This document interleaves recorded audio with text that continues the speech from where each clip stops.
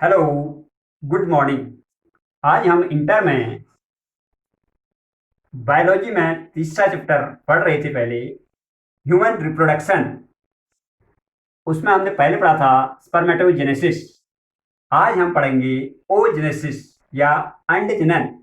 First number पे question पूछा जाता है, अंडजनन किसे कहते हैं? What is oogenesis?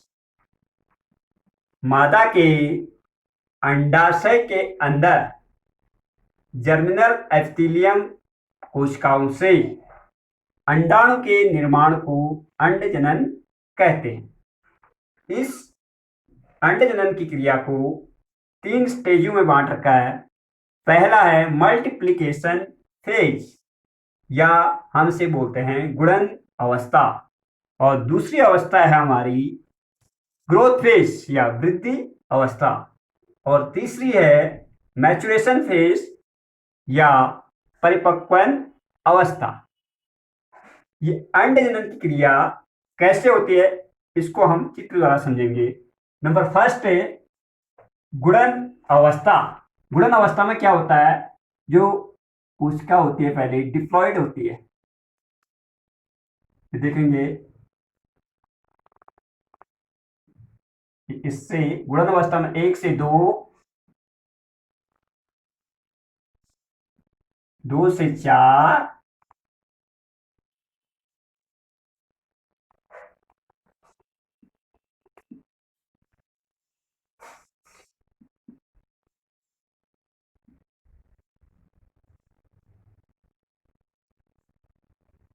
तो से 4, जिसमें गुणसूत्र की संख्या समान है। ये ये है फर्स्ट जो primary germ cell. Primary germ cell से उगोनियम का निर्माण होता है। उगोनियम में समसूत्री विभाजन होने के फलस्वरूप बहुत सी उगोनिया बनती हैं। इसमें से ये वाली अवस्था जो फर्स्ट है, ये है गुणन अवस्था। गुणन अवस्था या मल्टीप्लिकेशन फेज। और दूसरा, इसमें बहुत सी कोशिकाएं बनती हैं उगोनिया। उगोनिया के से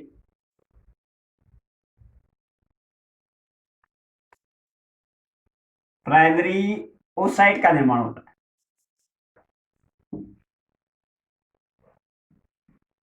प्राइमरी ओसाइट, इसमें भी गुणसूत्र की संख्या समान होती है। ये जो दूसरी अवस्था आती है हमारी, इसे बोलते हैं वृद्धि अवस्था। प्राइमरी ओसाइट से भी 2 कोशिकाएं बनती हैं। एक छोटी बनती है, इसे हम फर्स्ट पोलर बॉडी बोलते हैं, और दूसरी बनती है इससे बड़ी। अब इसे हम बोलते हैं प्राइमरी, ये छोटा है, छोटे को first polar body,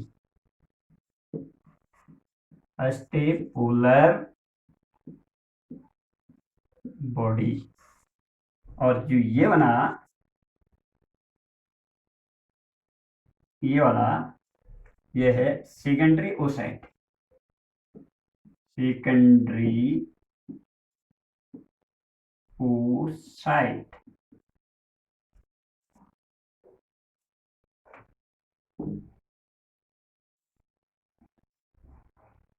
secondary oocyte के बाद फिर कोशिका बढ़ती जाएगी, इससे बड़ी होगी।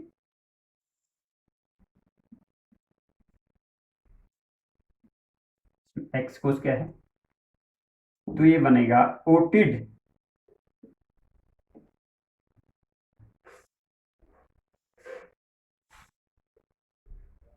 ओटिड। इससे दूसरी जो कोशिका बनेगी, ये सेकेंड पोलर बॉडी बनेगी। ये है सेकेंड पोलर बॉडी।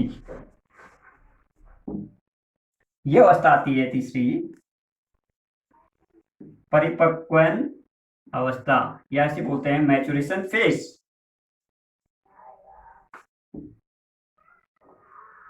अब इसको समझेंगे हम, जो अंड जनन को क्या बोलते हैं, ओजेनेसिस। ओजेनेसिस की क्रिया तीन भागों में बैठकर की है। नंबर फर्स्ट है गुणन अवस्था, मल्टीप्लिकेशन फेज। इस अवस्था में क्या होता है इसे समझेंगे पहले। अंडाशय के जर्मिनल एपिथेलियम कोशिकाओं से प्राइमरी जर्म सेल का निर्माण होता है, जिसे बोलते हैं, देखिए यहां देखें चित्र में, उगोनियम।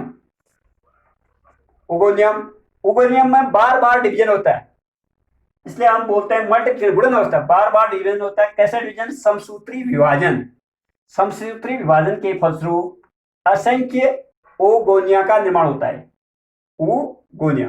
What is multiplication phase? Primary germ cell से उगोनिया का निर्माण मल्टीप्लिकेशन फेज कहलाता है। अब फिर दूसरी अवस्था आती है, ये ओगोनिया होते हैं, जैसे जो बच्ची पैदा होती है जन्म से ही एग उसके अंदर बने रहते हैं, ओवरी के अंदर। एग कब बाहर निकलेंगे, जब उसमें मेंस्ट्रुअल साइकिल शुरू हो जाती है। मेंस्ट्रुअल साइकिल शुरू हो जाती है तो ओवरी से एग बाहर निकलता है। तो देखेंगे ओगोनिया तो बने रहते हैं। फिर ओगोनिया में क्या है, एक साल दूसरी अवस्था आती है ग्रोथ फेज। ग्रोथ मतलब ये वृद्धि करेगा, 2x। ओगोनिया क्या अपने पोषक पदार्थों को लेकर अपने आकार में वृद्धि करता है, वृद्धि करके बड़ा हो जाता है, इसे बोलते हैं primary oocyte. Primary oocyte, primary oocyte कौन सी अवस्था, वृद्धि अवस्था, ग्रोथ फेज। इसमें कोशिका ने क्या की, ग्रोथ की। अब थर्ड जो स्टेज है, परिपक्वन अवस्था या मैच्योरेशन फेज, ये मोस्ट इंपोर्टेंट है। इस फेज में क्या हुआ देखेंगे, प्राइमरी ओसाइट से, प्राइमरी ओसाइट से दो सेल बने हैं। एक छोटी सी सेल बनी है, इसे बोलते हैं फर्स्ट पोलर बॉडी। एक बड़ी बनी है, इसे बोलते हैं secondary oocyte. First polar body से भी फिर दो सेल ऐसे बनते हैं छोटे, ये। और इसमें कौन सा विभाजन हुआ, इसमें दो थे कोशिकाओं की संख्या, अब इसमें एक एक रहेगी। इसमें हुआ फर्स्ट मैच्योरेशन फेज बोलते हैं इसे, फर्स्ट मैच्योरेशन फेज या परिपक्वन अवस्था। फर्स्ट मैच्योरेशन फेज में कौन सा डिवीजन होता है, अर्धसूत्री विभाजन। ये मोस्ट इंपोर्टेंट है, अर्धसूत्री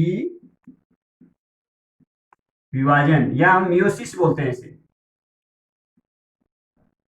अर्धसूत्री विभाजन। देखें 2x कोशिकाएं हैं, अब x गुणसूत्रों की संख्या आधे होगी। एक कोशिका छोटी बनी, एक बड़ी, ये फर्स्ट पोलर बॉडी। और जो बड़ी बड़ी बनी है, इसी से ही एग का निर्माण होगा, इसलिए क्या बना, सेकेंडरी ओसाइट। अब यहां पर को भी सेकेंड मैच्योरेशन, यहां पर को भी डिवीजन होता है, सेकेंड मैच्योरेशन डिवीजन। ये इसमें भी दो कोशिकाएं बनी, एक सेकेंड पोलर बॉडी बन रही है, देखिए सेकेंड पोलर बॉडी, ये छोटी है एकदम सेल, और दूसरी सेल बड़ी है, ये है ओटी। अब इसमें कौन सा विभाजन हो रहा है, समसूत्री, समसूत्री, जिसमें गुणसूत्रों की संख्या समान, जितनी सेकेंडरी ओसाइट में होगी गुणसूत्रों की संख्या, उतनी ही ओटिड में होगी।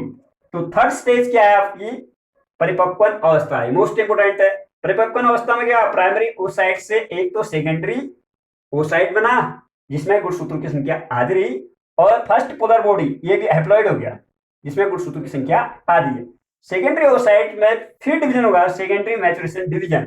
इसमें समसूत्री विभाजन हुआ, इसमें गुणसूत्रों की संख्या सेम रही, जितनी इतनी इसमें उतनी इसमें भी रही, और सेकेंडरी पोलर बॉडी ये बनी। ये तो धीरे धीरे गायब हो जाएंगे। ओटिड से ही किसका निर्माण होता है, ओवम, ओवम या एग का निर्माण होता है। तो ये मोस्ट इंपोर्टेंट है। ये देखिए इसकी summary, what is oogenesis. Oogenesis में फर्स्ट फेज क्या आई, मल्टीप्लिकेशन फेज, जिसमें ओगोनियम से ओगोनिया का निर्माण हुआ। दूसरी फेज क्या आई, ग्रोथ फेज, जिसमें कोशिका ने वृद्धि की। तीसरी फेज क्या आई, मैच्योरेशन अवस्था। मैच्योरेशन अवस्था में दो फेज में है, फर्स्ट मैथ्यूरेशन डिवीजन में गुणसूत्रों की संख्या आधी होगी, दूसरे मैथ्यूरेशन डिवीजन में गुणसूत्रों की संख्या समान होगी। अब जैसे हम मनुष्य में समझते हैं, मनुष्य में गुणसूत्रों की संख्या होती है 46। 46 इसके प्राइमरी जर्म सेल में भी गुणसूत्रों की संख्या 46 आती है फीमेल में, और उगोनिया में भी गुणसूत्रों की संख्या हमारी 46 आएगी। प्राइमरी ओसाइट में भी 46 से होगी गुणसूत्रों की संख्या। यहां पर ध्यान देना है, हमारे जनन कोश क्या है जहां पर बनना शुरुआत है, सेकेंडरी ओसाइट। सेकेंडरी ओसाइट या पोलर बॉडी में सेकेंडरी ओसाइट में गुणसूत्रों की संख्या हो जाएगी 23, आधी होगी। और ओटिड में भी कितनी होगी, 23। एग का निर्माण होगा, ओटिड से ही एग का निर्माण होता है, इसमें भी गुणसूत्रों की संख्या हो जाती है 23। अर्थात हमारे जनन कोशिकाओं में गुणसूत्रों की संख्या क्या होती है, आधी होती है। वैसे स्पर्मेटोजेनेसिस में स्पर्म बना तो स्पर्म में भी गुणसूत्रों की संख्या 23, और ओजेनेसिस में एग का निर्माण हुआ, इसमें भी गुणसूत्रों की संख्या 23। तो ये एग और स्पर्म आपस में मिलेंगे, एग भी हैप्लॉइड है और स्पर्म भी हैप्लॉइड है, दोनों मिलेंगे, डिप्लॉइड कोशिका जायगोट का निर्माण करते हैं, उस जायगोट से एम्ब्रियो का निर्माण होता है। आज आपने पढ़ा ओजेनेसिस, घर जाके इसमें नोट्स बनाएंगे। Okay, thank you.